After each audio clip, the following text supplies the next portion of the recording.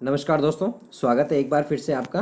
दोस्तों, हम देख रहे थे भारतीय राष्ट्रीय आंदोलन और भारतीय राष्ट्रीय आंदोलन से संबंधित 5 वीडियो अपलोड पहले ही कर चुके हैं। दोस्तों, यदि ये प्रश्न आपने नहीं देखे हों तो प्लेलिस्ट में जाकर के देख लीजिए और उसके बाद में इसको देखिए। दोस्तों, आज हम देखने वाले हैं 1935 से और 1947 तक के घटनाक्रम से संबंधित 40 अति महत्वपूर्ण प्रश्न। ठीक है दोस्तों।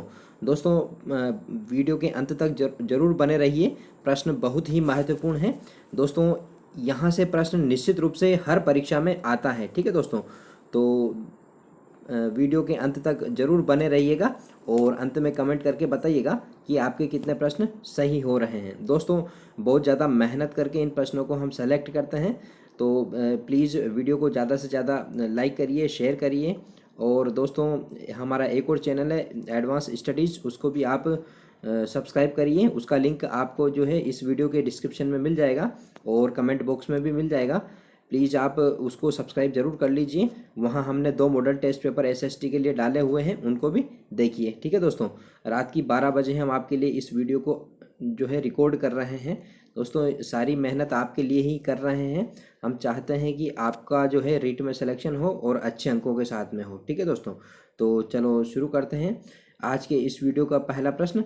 आज के इस वीडियो का पहला प्रश्न है दोस्तों, द्वितीय विश्व युद्ध शुरू होने के समय भारत के गवर्नर जनरल या वायसराय कौन थे दोस्तों, ये बहुत बहुत महत्वपूर्ण है। महत्वपूर्ण इसलिए है क्योंकि इन्हीं गवर्नर जनरल ने जो है भारतीयों से पूछे बिना ही भारत को जो है द्वितीय विश्व युद्ध में शामिल करने की घोषणा कर दी गई थी। तो ये कौन थे दोस्तों, बताइएगा। Linlithgow, Willingdon, Wavell, Mountbatten. तो दोस्तों, ये थे लिनलिथगो ने जो है भारतीय राष्ट्रीय कांग्रेस या भारतीय प्रतिनिधियों से पूछे बिना ही भारत को जो है द्वितीय विश्व युद्ध में शामिल होने के लिए शामिल कर लिया गया था। ठीक है, शामिल होने की घोषणा कर दी थी। ठीक है दोस्तों, आशा करता हूँ पहला प्रश्न आपको समझ में आ गया होगा। तो दोस्तों, दूसरा प्रश्न है, आप आंसर बताइए मुझे। मुस्लिम लीग द्वारा 22 दिसंबर 1939 को मनाया गया था। क्या मनाया गया था बताइए। पाकिस्तान दिवस, मुक्ति दिवस, काला दिवस, प्रत्यक्ष कार्रवाई दिवस। तो दोस्तों, चारों चीज़ें महत्वपूर्ण हैं। आने वाले प्रश्नों में इससे संबंधित प्रश्न भी आने वाले हैं। तो बताइए कौन सा दिवस मनाया था 22 दिसंबर 1939 को। तो दोस्तों, 22 दिसंबर 1939 को जो है लॉर्ड लिनलिथगो ने जो है भारतीयों से बिना पूछे ही द्वितीय विश्व युद्ध में भारत को शामिल कर लिया था। इसके विरोध में प्रांतीय जो मंत्रिमंडल थे, उन्होंने जो है मंत्रिमंडल से इस्तीफे दे दिए थे। तो इसी के उपलक्ष्य में जो है मुस्लिम लीग द्वारा मुक्ति दिवस के रूप में मनाया गया था। ठीक है दोस्तों। अगला प्रश्न है तीसरा प्रश्न। तीसरा प्रश्न इस प्रकार से है, निम्नलिखित में से कौन सा विकल्प सही सुमेलित नहीं है। सही सुमेलित नहीं है, ये देखना है दोस्तों। तो अगस्त प्रस्ताव 8 अगस्त 1940 और व्यक्तिगत सत्याग्रह अक्टूबर 1940, अगस्त क्रांति 8 अगस्त 1943 और क्रिप्स मिशन 23 मार्च 1942। तो दोस्तों, कौन सा सुमेलित नहीं है, तो असुमेलित वाली बात है। तो अगस्त क्रांति जो है 8 अगस्त 1942 को प्रारंभ हुई थी। कब? 8 अगस्त 1942 को प्रारंभ हुई थी। ठीक है दोस्तों, बाकी सारे ही जो है विकल्प सही है। ठीक है दोस्तों, जो अगस्त प्रस्ताव है ये लिनलिथगो ने रखे थे दोस्तों, भारतीय राष्ट्रीय कांग्रेस और अन्य पार्टियों के समक्ष भारतीयों का विश्वास जीतने के लिए द्वितीय विश्व युद्ध के दौरान। ठीक है दोस्तों। क्रिप्स मिशन योजना भी इसी के दौरान आई थी 1942 में। और व्यक्तिगत सत्याग्रह जो है ये अगस्त प्रस्तावों के जो है असफल होने के बाद में व्यक्तिगत सत्याग्रह किए थे। ठीक है दोस्तों, इसके बारे में भी आने वाले प्रश्नों में हम चर्चा करेंगे। ठीक है दोस्तों, प्रश्न 40 है और 40 के 40 प्रश्न बहुत महत्वपूर्ण है, व्याख्या भी महत्वपूर्ण है, इसलिए वीडियो थोड़ा लंबा बन सकता है। आप वीडियो के अंत तक जरूर बने रहिएगा। ठीक है दोस्तों, अगला प्रश्न है, व्यक्तिगत सत्याग्रह के दौरान पहले सत्याग्रही कौन थे। हमने व्यक्तिगत सत्याग्रह के बारे में देखा है 1940 में। तो पहले सत्याग्रही कौन थे? महात्मा गांधी, जवाहरलाल नेहरू, विनोबा भावे, जे.बी. कृपलानी। तो दोस्तों, इसका सही आंसर है विनोबा भावे। पहले व्यक्तिगत सत्याग्रही जो थे वो कौन थे? विनोबा भावे। ठीक है। दूसरे जो थे दोस्तों, दूसरे जवाहरलाल नेहरू थे। ठीक है दोस्तों, पहला तो विनोबा भावे और दूसरा जवाहरलाल नेहरू। ठीक है दोस्तों, अगला प्रश्न देखते हैं। अगला प्रश्न है, पांचवा प्रश्न है, किस मिशन को गांधी जी ने उत्तर तिथि का चेक या पोस्ट डेटेड चेक की संज्ञा दी है। किस मिशन को कहा था बताइए। अगस्त प्रस्ताव, क्रिप्स मिशन, कैबिनेट मिशन बैवेल योजना। तो दोस्तों जो क्रिप्स मिशन है, क्रिप्स मिशन प्रस्तावों पर जो है गांधी जी ने कहा था यह उत्तर तिथि का चेक है जो भविष्य की विधि को बुनेगा। ठीक है दोस्तों। तो इसमें जवाहरलाल नेहरू ने एक चीज़ और जोड़ दिया था, दिवालिया बैंक का उत्तर तिथि का चेक। वो दिवालिया बैंक से तात्पर्य ब्रिटिश सरकार, क्योंकि ब्रिटिश सरकार ब्रिटिश जो है वो द्वितीय विश्व युद्ध में हार रहे थे लगातार, तो एक तरीके से वो दिवालिया हो रहे थे। तो उसी का उत्तर तिथि का चेक जो है ये कहा था किसने, जवाहरलाल नेहरू ने, और केवल उत्तर तिथि का चेक कहा था महात्मा गांधी ने। ठीक है दोस्तों। अगला प्रश्न देखते हैं दोस्तों। अगला प्रश्न है क्रिप्स मिशन के से संबंधित प्रस्तावों में शामिल था, क्या शामिल था बताइएगा।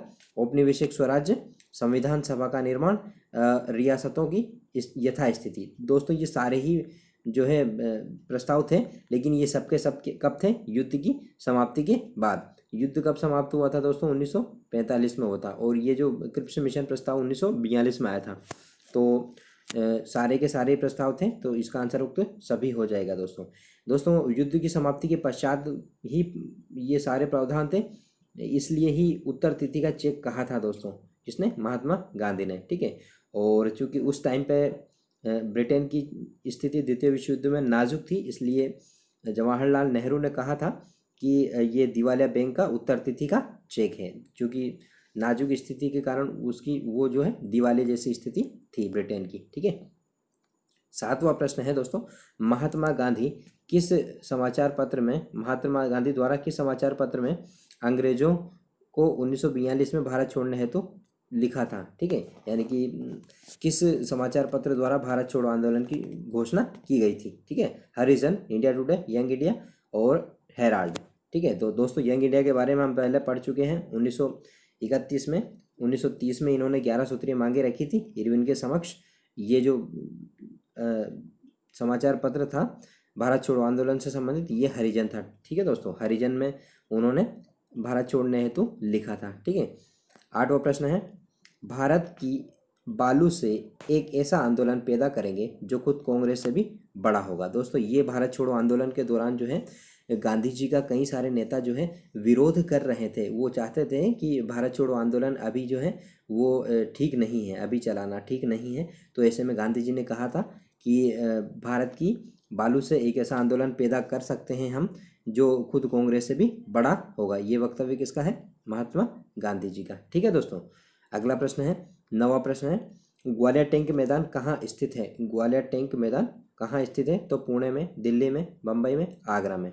दोस्तों 8 अगस्त 1942 को ग्वालियर टैंक मैदान में एक सभा का आयोजन किया गया था, और उसी में जो है भारत छोड़ो आंदोलन की घोषणा हुई थी। ठीक है। तो ये ग्वालियर टैंक मैदान जो है मुंबई में है। ठीक है। और 9 अगस्त 1942 को लगभग सभी बड़े नेताओं को गिरफ्तार कर लिया था ब्रिटिश शासन द्वारा। ठीक है। अगला प्रश्न है दोस्तों, अगला प्रश्न है, महात्मा गांधी द्वारा किस आंदोलन के दौरान करो या मरो का नारा दिया था। तो कौन सा आंदोलन है, डू और डाई का नारा कौन सा आंदोलन के दौरान दिया था। सविनय अवज्ञा आंदोलन, भारत छोड़ो आंदोलन, खिलाफत आंदोलन, असहयोग आंदोलन। तो दोस्तों ये है भारत छोड़ो आंदोलन 1942 का। ठीक है। अगला प्रश्न देखते हैं दोस्तों। 11वां प्रश्न है, भारत छोड़ो आंदोलन के दौरान गांधी जी वह है दोस्तों, ये वह नहीं है, वह है। ठीक है। वह सरोजनी नायडू को किस जेल में बंद रखा गया था। तो बताइए, अहमदनगर, पटना, हजारीबाग, आगा का पैलेस। दोस्तों सभी महत्वपूर्ण है। पटना में जो है किसको, राजेंद्र प्रसाद को कैद रखा था, हजारीबाग में भी रखा था, आगे आने वाले प्रश्न में बताएंगे। जवाहरलाल नेहरू को अहमदनगर में। ठीक है। तो गांधी जी और सरोजनी नायडू को आगा का पैलेस पुणे में है, इसमें रखा था। दोस्तों यहाँ पर गांधी जी का स्वास्थ्य खराब हो जाने के कारण अंग्रेजों ने इनके अंतिम संस्कार का भी बंदोबस्त कर लिया था, लेकिन अंत में जो है 1944 में इनको रिहा कर दिए थे। ठीक है दोस्तों। 12वां प्रश्न है, भारत छोड़ो आंदोलन के दौरान आज़ाद दस्ता का निर्माण किसने किया था। तो बताइए, आज़ाद दस्ता का निर्माण किसने किया था। जयप्रकाश नारायण, जवाहरलाल नेहरू, विनोबा भावे, जे.बी. कृपलानी। दोस्तों जयप्रकाश नारायण हैं, इनको हजारीबाग जेल में बंद कर दिया था। तो हजारीबाग जेल से ये निकल करके 5 साथियों के साथ इन्होंने आज़ाद दस्ते का निर्माण किया था। तो किसने किया था, जयप्रकाश नारायण ने। ठीक है। भूमिगत रह करके आज़ाद दस्ते के माध्यम से आंदोलन का संचालन किया था। ठीक है। भारत छोड़ो आंदोलन के दौरान जयप्रकाश नारायण को कौन सी जेल में बंद रखा था। पिछले प्रश्न में इसकी चर्चा कर चुके हैं। तो क्या है इसका आंसर, हजारीबाग जेल। ठीक है दोस्तों, बाकी सबके बारे में भी चर्चा कर चुके हैं। पटना में किसको, राजेंद्र प्रसाद को। अहमदनगर में जवाहरलाल नेहरू को। आगा खां पैलेस में महात्मा गांधी और सरोजनी नायडू को। ठीक है, अगला प्रश्न देखते हैं। 14वां प्रश्न है दोस्तों, निम्नलिखित में से किसने या किन्होंने भारत छोड़ो आंदोलन के दौरान भूमिका प्रदान की थी। ठीक है, किसने भूमिका प्रदान की थी, भूमिगत है दोस्तों, भूमिगत सहयोग प्रदान किया था। ठीक है, भूमिका नहीं है ये, भूमिगत है ना, भूमिगत यानी कि अंग्रेजों से छुप करके सहयोग प्रदान किया था। किसने, राम मनोहर लोहिया बिल्कुल सही है, अरुणा आसफ अली, अच्युत पटवर्धन। तो दोस्तों सभी ने जो है भूमिगत सहयोग प्रदान किया था। कब, असहयोग आंदोलन के, भारत छोड़ो आंदोलन के दौरान। ठीक है दोस्तों बाकी सारे नेताओं को जो है, कांग्रेस के नेताओं को अंग्रेज सरकार ने जो है गिरफ्तार कर लिया था, लेकिन कुछ नेता जो थे वो भूमिगत रह करके यानी कि चोरी छिपे इस आंदोलन को जो है गति प्रदान कर रहे थे। ठीक है, 15वां प्रश्न है, निम्नलिखित में से किन स्थानों पर भारत छोड़ो आंदोलन के दौरान ब्रिटिश सरकार के समांतर स्थानीय सरकारें गठित की गई थी। दोस्तों कई बार प्रश्न पूछा है, ध्यान रखना है आपको। बलिया, सतारा, मिदनापुर, उक्त सभी। तो दोस्तों इसका आंसर है उक्त सभी। और सतारा में तो 1945 तक जो है ये स्थानीय सरकार चलती रही। ठीक है दोस्तों, तो इसको ध्यान रखना है आपको। सारे हैं, बलिया, सतारा और मिदनापुर में स्थानीय सरकारें गठित कर ली गई थी। ठीक है, अगला प्रश्न है, पाकिस्तान दिवस कब मनाया गया। पाकिस्तान दिवस 23 मार्च 1943, 22 दिसंबर 1939, 16 अगस्त 1946 और 18 फरवरी 1946। तो दोस्तों लाहौर में जो है 23 मार्च 1943 को जो है अधिवेशन आयोजित किया गया था। किसका, मुस्लिम लीग का। और यहीं जो है पाकिस्तान निर्माण का प्रस्ताव पारित किया था और पाकिस्तान दिवस मनाया गया था। ठीक है, 17वां प्रश्न है दोस्तों, भारत छोड़ो आंदोलन के दौरान उषा मेहता का क्या योगदान था। तो बताइएगा। इन्होंने क्रांतिकारियों को आर्थिक सहयोग प्रदान किया था। इन्होंने भूमिगत रहकर रेडियो का संचालन किया था। आंदोलन के दौरान इन्होंने अपनी गिरफ्तारी दी थी और इन्होंने महात्मा गांधी को ब्रिटिश सरकार के साथ समझौता करने के लिए राजी किया था। तो दोस्तों इसका आंसर है बी वाला।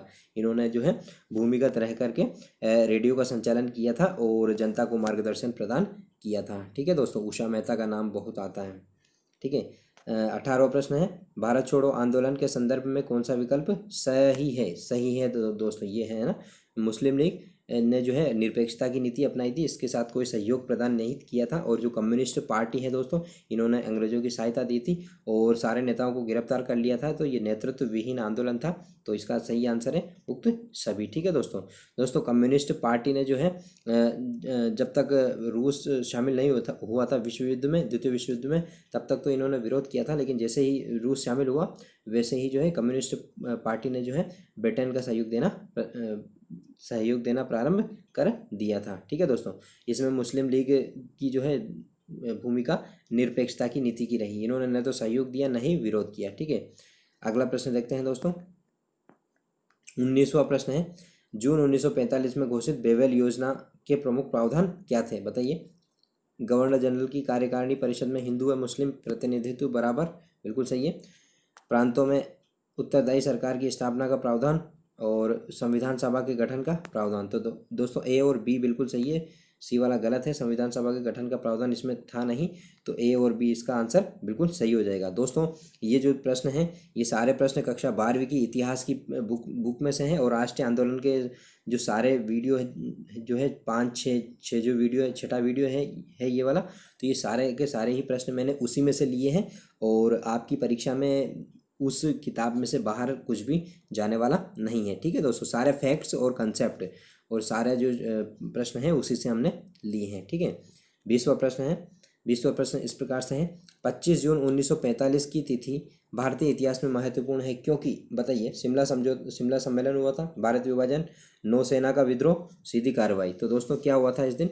तो इस दिन हुआ था, क्या हुआ था, शिमला सम्मेलन का आयोजन किया था। किसके द्वारा, बेवेल के द्वारा। ठीक है, जो ब्रिटिश गवर्नर जनरल था बेवेल के द्वारा जो है शिमला सम्मेलन का आयोजन किया गया था। दोस्तों शिमला सम्मेलन जो है भारतीय इतिहास में बहुत ही महत्वपूर्ण है क्योंकि यहाँ पर जो है एक तरीके से बेवेल ने जो है मोहम्मद अली जिन्ना को जो है वीटो पावर दे दिया था। ठीक है, बराबरी का पावर दे दिया था मोहम्मद अली जिन्ना को। ठीक है, इसमें 5-5 सदस्य मुस्लिम लीग और कांग्रेस को के 5-5 सदस्य बुलाए थे, जिसमें मोहम्मद अली जिन्ना ने कहा था कि मुस्लिम सदस्य सारे जो हैं वो मुस्लिम लीग से ही आएंगे। तो इस मुद्दे पर भी इसमें इसमें बहुत बहस हुई थी। ठीक है, 21वां प्रश्न है दोस्तों। 21वां प्रश्न देखते हैं।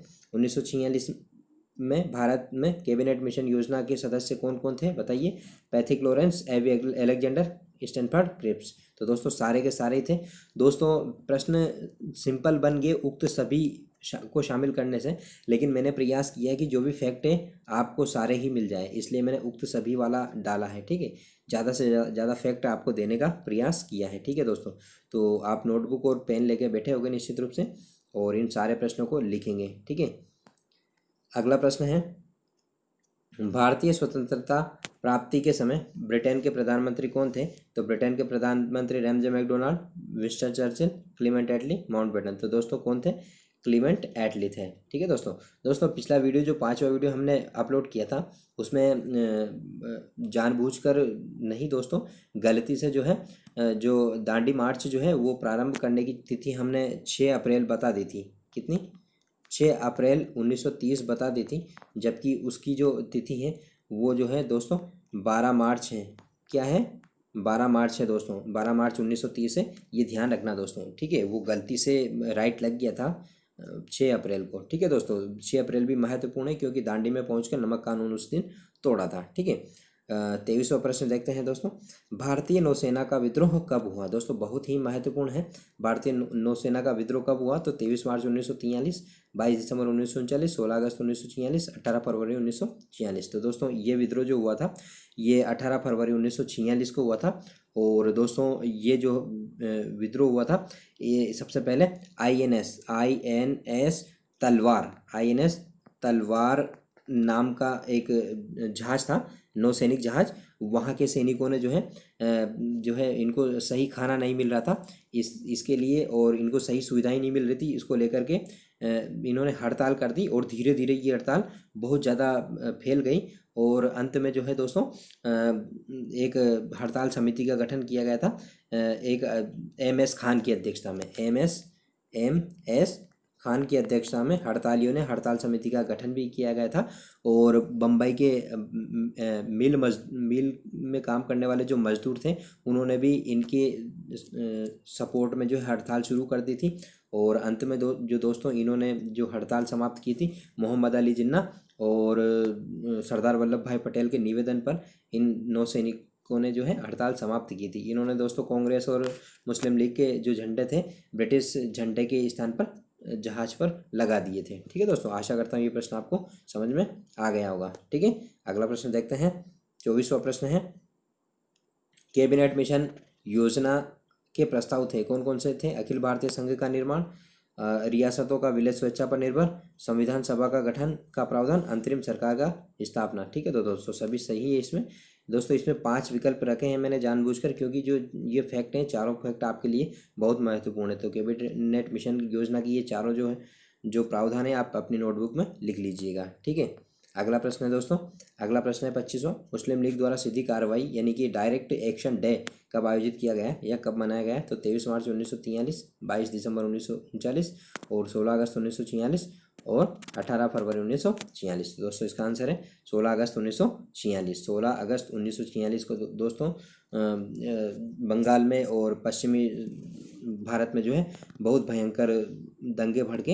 इसमें दोस्तों हथियारों से लैस होकर के मुस्लिम लीग वालों ने जो है हमला करना शुरू कर दिया था, जिसमें कई सारे लोग मारे गए थे। ठीक है दोस्तों, बहुत ही निंदनीय घटनाएं उस टाइम पे हुई थी दोस्तों, जिसमें कई सारे लोग मारे गए थे।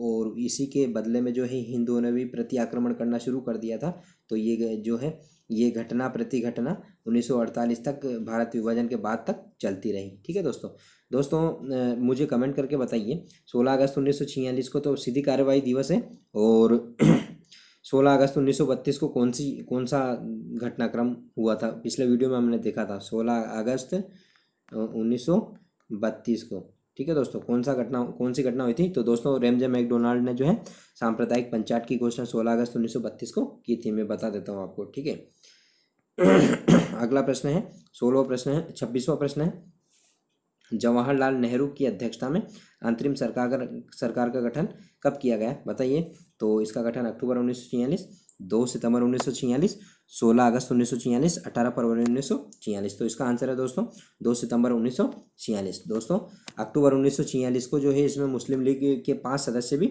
शामिल हो गए थे। दोस्तों इसका आंसर तो 2 सितंबर 1946 है, लेकिन यदि मुस्लिम लीग कब शामिल हुई थी तो अक्टूबर 1946 को हुई थी। कितने सदस्य शामिल हुए थे, तो 5 सदस्य शामिल हुए थे। ठीक है दोस्तों। 27वां प्रश्न है, अंतरिम सरकार में मुस्लिम लीग के नेता लियाकत अली को कौन सा मंत्री बनाया गया था, कौन सा मंत्री बनाया गया था, बताइए। कृषि मंत्री, वित्त मंत्री, गृह मंत्री और संचार मंत्री। तो दोस्तों वित्त मंत्री बनाया गया था, लेकिन इन्होंने जो है कार्य संचालन में बहुत ही ज़्यादा हस्तक्षेप किया था। ठीक है, अंत में इनको जो है मुस्लिम लीग के सदस्यों को हटा दिया गया था। ठीक है, इन्होंने त्यागपत्र दे दिया था सभी मुस्लिम लीग के सदस्यों ने। ठीक है, संविधान सभा की पहली बैठक कब आयोजित की गई, बताइएगा। 9 दिसंबर 1946, 13 दिसंबर 1946, 11 दिसंबर 1946 और 23 दिसंबर 1946। दोस्तों 9 दिसंबर 1946 को संविधान सभा की पहली बैठक आयोजित की गई थी। ठीक है ना, और इसी दिन जो है संविधान सभा के अस्थायी अध्यक्ष बनाए गए थे, किसको, सच्चिदानंद सिन्हा को, सच्चिदानंद सिन्हा को। ठीक है, और 11 दिसंबर 1946 को दूसरी बैठक आयोजित की गई थी, और इस दिन संविधान सभा के स्थायी अध्यक्ष के रूप में डॉक्टर राजेंद्र प्रसाद को चुने गए थे, डॉक्टर राजेंद्र प्रसाद चुने गए थे। ठीक है दोस्तों, आशा करता हूँ ये प्रश्न आपके समझ में आ गए होंगे। ठीक है, 29वां प्रश्न है, संविधान सभा के अस्थायी अध्यक्ष कौन चुने गए, तो पिछले प्रश्न में हमने चर्चा की है, डॉक्टर राजेंद्र प्रसाद, सच्चिदानंद सिन्हा, जवाहरलाल नेहरू, आचार्य नरेंद्र देव। तो कौन है दोस्तों, अस्थायी अध्यक्ष की बात है तो सच्चिदानंद सिन्हा को चुने गए थे। कब, 9 दिसंबर 1946 को। ठीक है, अगला प्रश्न है, गवर्नर जनरल एटली की घोषणा कब हुई, गवर्नर जनरल एटली की घोषणा कब हुई, बताइएगा मुझे। 20 फरवरी 1947, जून 1948, 16 अगस्त 1946, फरवरी 1946। 2-3 तिथि के बारे में हम पहले चर्चा कर चुके हैं। ठीक है दोस्तों, तो क्लीमेंट एटली की घोषणा जो है 20 फरवरी 1947 को हुई थी, जिसके अनुसार ये प्रावधान था कि जून 1948 तक हम जो है भारत को आज़ाद कर देंगे। ठीक है दोस्तों, तो ये दोनों तिथियां महत्वपूर्ण हैं। ठीक है, अगला प्रश्न देखते हैं। 31वां प्रश्न है, भारत का विभाजन या भारत का बंटवारा मेरी लाश पर होगा, यह वक्तव्य किसका था, तो बताइए किसका वक्तव्य था। बहुत ही फेमस वक्तव्य था दोस्तों ये, महात्मा गांधी, जवाहरलाल नेहरू, विनोबा भावे, जेबी कृपलानी। तो दोस्तों ये वक्तव्य जो था महात्मा गांधी जी का था। ठीक है, महात्मा गांधी जी ने कहा था कि किसी भी सूरत में जो है भारत का विभाजन नहीं होगा, यदि विभाजन होगा तो कैसे होगा, मेरी लाश पर होगा। ठीक है, 32वां प्रश्न है, माउंटबेटन योजना की घोषणा कब की गई, माउंटबेटन योजना की घोषणा कब की गई थी दोस्तों, इसी को जून 3rd प्लान भी बोलते हैं। ठीक है, तो आप समझ ही गए होंगे क्या है इसका आंसर। 3 जून 1947, 3 जून 1948, 16 अगस्त 1946 और 18 फरवरी 1946। तो दोस्तों 3 जून 1947 को जो है माउंटबेटन योजना जो है घोषणा की गई थी, और इसी को जून 3rd प्लान कहा जाता है, क्योंकि 3 जून को इसको घोषणा की गई थी। ठीक है, इसके अनुसार ही जो है दोस्तों भारत का विभाजन किया गया था, और 14 अगस्त को पाकिस्तान को आज़ादी दी, और 15 अगस्त 1947 को भारत को आज़ाद किया गया था। ठीक है दोस्तों, आशा करता हूँ ये प्रश्न आपके समझ में आ गया होगा। ठीक है, अगला प्रश्न देखते हैं। अगला प्रश्न है, भारत विभाजन सैद्धांतिक रूप से किस योजना के अंतर्गत स्वीकार किया गया था, तो अभी हमने चर्चा की माउंटबेटन योजना, Cripps mission, cabinet mission, Wavell योजना। सैद्धांतिक रूप से जो है माउंटबेटन योजना के अंतर्गत इसको स्वीकार किया था। किस योजना के अंतर्गत, माउंटबेटन योजना के अंतर्गत। माउंटबेटन योजना कब घोषणा की गई थी इसकी, माउंटबेटन योजना की 3 जून 1947, 3 जून 1947। ठीक है, और 20 फरवरी 1947 को कौन सी योजना आई थी, वो योजना आई थी बेवल योजना। ठीक है दोस्तों बेवल के बाद में जो है मार्च 1947 को जो है भारत का जो गवर्नर जनरल है वो माउंटबेटन को बनाया गया था। ठीक है, भारत का जो अंतिम ब्रिटिश गवर्नर जनरल था वो माउंटबेटन था। ठीक है, और अंतिम गवर्नर जनरल की बात आती है तो वो राजगोपालाचारी है ना। ठीक है, सी राजगोपालाचारी, चक्रवर्ती राजगोपालाचारी का नाम आता है। ठीक है, अगला प्रश्न है, भारतीय स्वतंत्रता अधिनियम ब्रिटिश संसद द्वारा कब पारित किया गया? महत्वपूर्ण है दोस्तों। तो 3 जून 1947, 3 जून 1948, 16 अगस्त 1947, 18 जून 1947। समझ ही गए होंगे आप दोस्तों। तो ब्रिटिश महारानी का हस्ताक्षर जो है 18 जुलाई 1947 को हुआ था। तो 18 जुलाई 1947 को ही जो है भारतीय स्वतंत्रता अधिनियम ब्रिटिश संसद द्वारा जो है अंतिम रूप से पारित हुआ था। ठीक है, ये इसका आंसर हो जाएगा। ठीक है, अगला प्रश्न है दोस्तों, पाकिस्तान शब्द का पहली बार प्रयोग किसने किया था? तो पाकिस्तान शब्द का पहली बार किसने किया था? मोहम्मद अली जिन्ना, मोहम्मद अली और मोहम्मद इकबाल, रहमत अली, लियाकत अली। तो दोस्तों 1933 में जो है रहमत अली, चौधरी रहमत अली ने, जो कैम्ब्रिज यूनिवर्सिटी के छात्र था एक, इसने 1933 में जो है पाकिस्तान शब्द का प्रयोग किया था। ठीक है दोस्तों, तो आशा करता हूँ ये चीज़ भी आपके समझ में आ गई होगी। ठीक है, चौधरी रहमत अली 1933 के लंदन के कैम्ब्रिज यूनिवर्सिटी का छात्र था दोस्तों। ठीक है, इन्होंने जो है पम्फलेट बांटे थे पाकिस्तान शब्द के लिखे हुए। ठीक है, इसी में इन्होंने जो है पाकिस्तान शब्द का पहली बार प्रयोग किया था। ठीक है, अगला प्रश्न है 36वां, CR फॉर्मूला, चक्रवर्ती राजगोपालाचार्य फॉर्मूला 1944 संबंधित था किससे? संविधान निर्माण से, भारत विभाजन से, क्रांतिकारी आंदोलन से, रियासतों के विलय से। तो दोस्तों सी राजगोपालाचारी जो है फॉर्मूला इन्होंने दिया था 1944 में।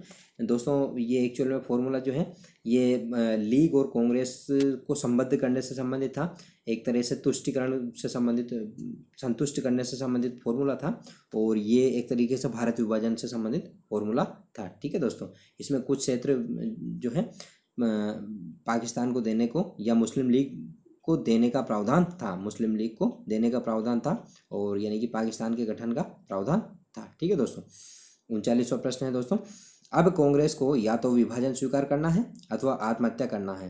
ठीक है, उक्त कथन किस स्वतंत्रता सेनानी का है? तो बताइएगा। बहुत अच्छा प्रश्न है। सरदार पटेल, जवाहरलाल नेहरू, गोविंद वल्लभ पंत और JB कृपलानी। दोस्तों इसका आंसर है गोविंद वल्लभ पंत। क्या है? गोविंद वल्लभ पंत। ठीक है दोस्तों, आशा करता हूँ ये प्रश्न आपको समझ में आ गया होगा और आप इसको नोटबुक में भी लिख रहे होंगे। बहुत अच्छा प्रश्न है। ठीक है दोस्तों, लिखिए आप अपनी नोटबुक में। अगला प्रश्न है, स्वतंत्रता के समय भारत में कुल कितनी रियासतें थी? तो 565, 562 और 555, 570। तो दोस्तों कितनी थी? 562 रियासतें थी, और चार जो है दोस्तों, 4 चीफ कमिश्नर थे, चीफ कमिश्नरी क्षेत्र थे, जैसे अजमेर मेरवाड़ा थे ना, ऐसे थे। ठीक है दोस्तों, अजमेर मेरवाड़ा बलूचिस्तान कुर्ग और इस तरीके से थे दोस्तों, है ना। 4 थे। कितने थे? 4 चीफ थे, चीफ कमिश्नरी क्षेत्र थे दोस्तों। ठीक है, 39वां प्रश्न देखते हैं दोस्तों। 39वां प्रश्न इस प्रकार से है, निम्नलिखित में से किस या किन रियासतों का विलय 15 अगस्त 1947 के बाद हुआ था? तो सिंपल सा प्रश्न है दोस्तों, बताइएगा। हैदराबाद, जूनागढ़, जम्मू कश्मीर, उक्त सभी। तो दोस्तों उक्त सभी हैदराबाद, जूनागढ़ और जम्मू कश्मीर। तो दोस्तों मैं इनके बारे में बता देता हूँ कौन कब विलय हुई। तो हैदराबाद की बात करते हैं। हैदराबाद को जो है दोस्तों ऑपरेशन पोलो के माध्यम से सैनिक कार्रवाई द्वारा सितंबर 1948 को जो है भारत में विलय कर लिया था। ठीक है दोस्तों, और जम्मू कश्मीर को भी जो है दोस्तों एक इंस्ट्रूमेंट ऑफ एक्सेशन, ठीक है, इंस्ट्रूमेंट ऑफ एक्सेशन एक साइन हुआ था वहाँ के राजा द्वारा करवाया था। तो ये करवाया था अक्टूबर 1947। तो अक्टूबर 1947 को जम्मू कश्मीर का विलय कर लिया था, और जूनागढ़ का जो है फरवरी 1948 को जो है जनमत संग्रह द्वारा भारत में विलय कर लिया गया था। ठीक है दोस्तों, आज का अंतिम प्रश्न इस प्रकार से है दोस्तों, आज़ादी के समय हरि सिंह कहाँ का शासक था? तो बताइए।